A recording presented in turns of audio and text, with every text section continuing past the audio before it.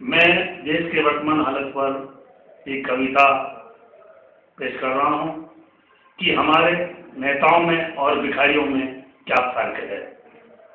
मैं एक शहर में गया था तो वहाँ गुजराती पर्यटक कुछ आए हुए थे। मैं होटल में बैठकर चाय पी रहा था और वहाँ दृश्य जो मैंने देखा कि उस जो खड़े हुए थे उसे एक भिखारी एक भीख मांग रहा था। तो मैंने उस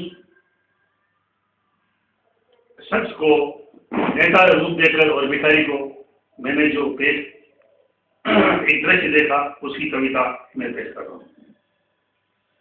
एक नेताजी से भिखारी मांग रहा था भीख, एक नेताजी से भिखारी मांग रहा था भीख। हमने उससे कहा अरे अब तो कुछ सीख, नहीं तो देश का बेड़ा गर्क है।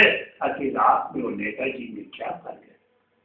एक नेताजी से भिखारी मांग रहा था भीख, हमने उससे कहा अरे अब तो कुछ सीख, नहीं तो देश का बेड़ा गर्क है। आखिर आप में और नेताजी में क्या फर्क है।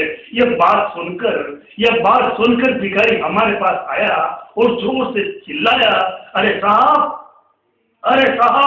आप अभी तक कुछ नहीं जानते हैं। अरे हम तो इन्हें अपने ही दल का नेता मानते हैं। हम फैलाते हैं हाथ नोटों के सामने और ये फैलाते हैं हाथ वोटों के सामने।